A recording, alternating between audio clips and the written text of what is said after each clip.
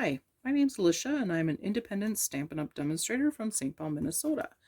Today I would like to share with you a card that I made with the Sweets and Treats stamp set from Stampin' Up! That you can order through the end of this month, which is December 2021.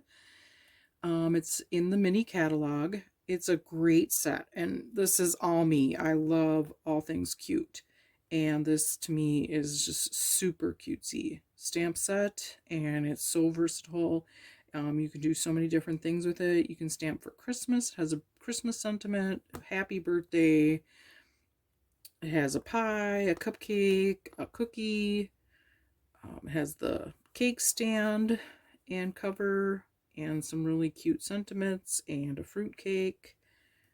And today I would like to show you a birthday card that I made using the cupcakes and the cake stand.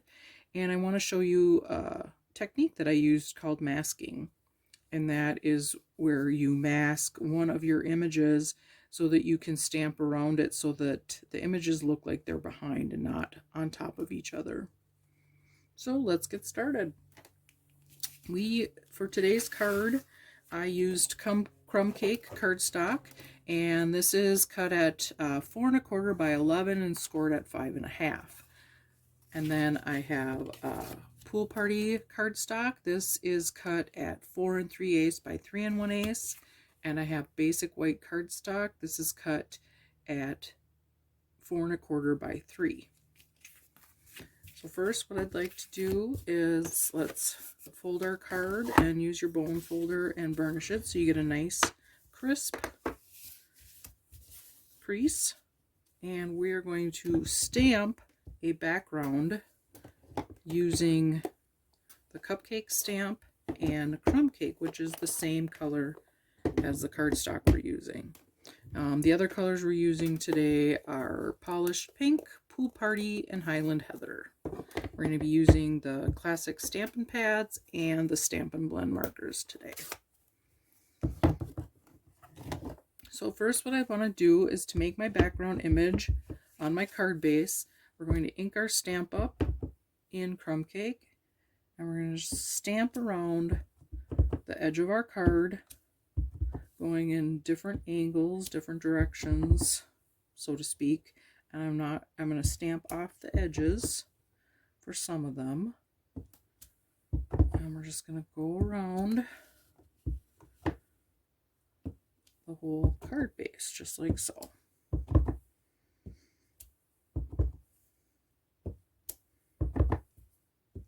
Okay, we're almost there. And then that way, our mat that we're going to put on, these will be peeking out, which is so cute. As you can see here, it's just peeking around the corners. And here's our mats that we had already cut. And that's going to go like that. So then you have a nice background, and it's the monochromatic, the same color as the cardstock. I really like that look. So what we're going to do is we are going to first stamp our cupcake where let's stamp our cake stand first with Memento black ink. So, and I'm going to put this away so I don't get ink everywhere because I'm notorious for that. We're going to ink up here, and I'm not going to go all the way to the bottom because I want to put some ribbon at the bottom of this card, at the bottom of the mat, for some embellishment. Okay, there's our cake stand. I'm going to clean up my cupcake that had crumb cake, and I want to put some Memento on there. And I want to put this right in the center here. That's our first image. Okay, then I'm going to take a Post-it note, and I'm going to stamp on the Post-it note, just like this. Okay, and then I'm going to cut. Now, if you had a die for this set, you could use your dies to die cut this out. This does not have a die cut set with it. So we're just going to cut it out, fussy cut it. And but this set is so nice. There's the images, you can easily cut around these images. This is really nice. Stamp set for this. It's not too detailed, so that it's easy to fussy cut. So that. Let's just make sure that we go all the way around here. I just love the frosting swirl on the stamp. It's just so darn cute. Okay, and then what I'm going to do is I am going to put this over the top, and because I used the top of the Post-it, it's got the sticky, but it's not going to be too sticky as to wreck the paper. And then let's get rid of this. And I'm going to take my cupcake again. Let's ink it up in Memento, and we're going to stamp right over that mask. Just like that. I'll stamp the other one next to it here on the other side, like so. And then I want one peeking out of the top. There. Okay. And then you take off your mask, and there you have it. Now it looks like your cupcakes are behind the front cupcake. And then that way, if I would have stamped them all without the mask, it would have looked like they were on top of each other, and you would have seen the lines through everything. Like this, if I would have stamped this without the mask, the cupcake liner lines would have been in the frosting.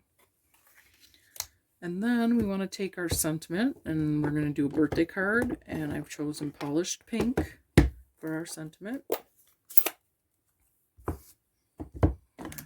Stamp our happy birthday. Get it good and inked up. I'm going to put this at the top. Okay, just like so. And now we are going to color in our cupcakes with our Stampin' blends. These are alcohol markers. They're great. I just absolutely love them. Okay, so first I always start with my dark blends and then go over with my light. There's no right or wrong way to do this. Everybody has their own technique, their own way they like to do things. Some people start with light and then go dark. I use my dark for my shading and my shadow, and then I go over everything with my light. And I blend in that color, just like so. And if I feel like I don't see enough of my shading or my shadow, you can always just go over it again with the dark. Like I said, it's whatever way you were taught, whatever way you're used to. This is just the way that I was taught. And so this is the way I like to do it. Get a nice line there. And then we want to take our dark crumb cake again, and I'm going to color that in for the cupcake. And have a nice chocolatey cupcake. That. So I'm not going to do any blending with this one. I'm just going to do them all dark. Crumb cake, just like that. Okay, and then next we're going to use polished pink for this frosting. Go over with the dark first, and then go over it with the light. Just like that. Okay. Next, let's do our Highland Heather. We're going to just make our shading. I'm going to use the brush end. That's what's nice about the Stampin' Up! Blend markers. They have two ends. They have the brush end and your fine tip end. And they really, that fine tip does really come in handy. Okay, and then I think for this top one, we're going to do the top one in Pool Party to kind of bring in that Pool Party mat that we're going to use for our card. Okay, and I'll go over with my light. That, and I think what we're going to do is, I think we'll do the cupcake liners in Pool Party. And I think we're going to do them all in Pool Party. The other one, I did one in a different color, and I had done one card before I did this video in different colors, and it was okay. Like I said, I think I'm going to try doing all the cupcake liners in Pool Party here. Yeah, I like that. And when you're making your card, you know, choose whatever colors you like. Or if there's, you have making this for someone in particular, pick their favorite colors. And choose those colors for your cupcakes. Or you could leave these white and have white cupcake liners. That would look really cute too. Okay, so we have that colored, and we are going to use all-purpose glue to adhere this to our mat. And it's nice to use all-purpose glue for this. You can use your seal, whatever you have handy, or whichever you prefer.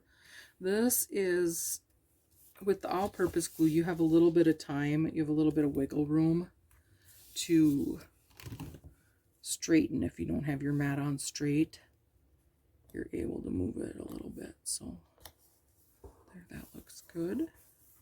Okay, and then we're going to put a bow,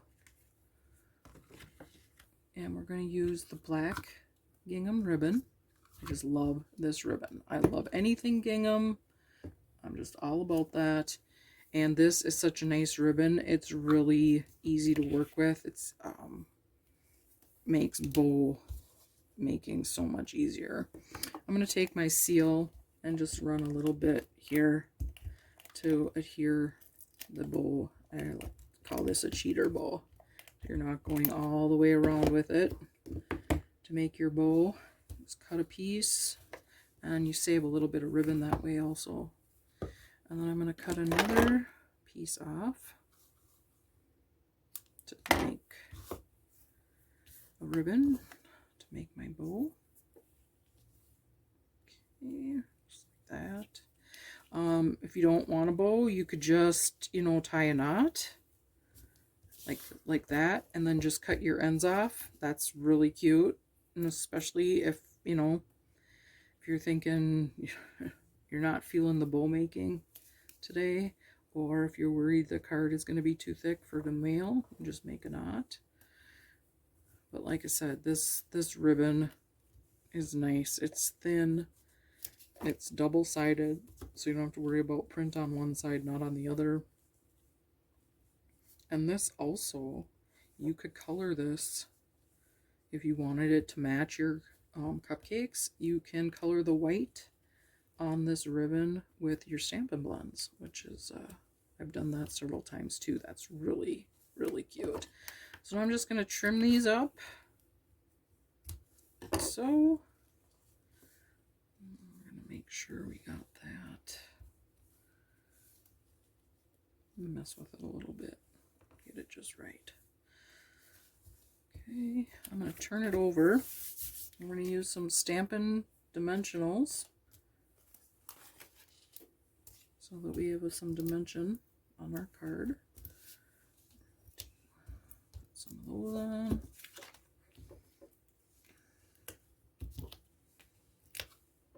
Like that. Gotta have lots of Stampin' Up! Dimensionals. Gotta have lots of dimensionals. I love dimensionals. I love the way it gives the card just a little bit more interest. Okay, we're going to put that right like that. And then you can see how the cupcakes that you stamped on the background stick out underneath your mat. Kind of like having a like your own, like you made your own paper, your own design. And then I'm going to take some of our black matte dots. And I'm going to take my putty tool. I'm going to have a little bling on here. I just love these black matte dots. I'm going to stick one here and here. I'm going to take a little one. I'm going to put it right about here. Like that.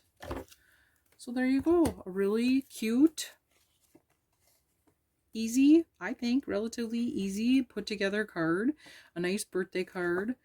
And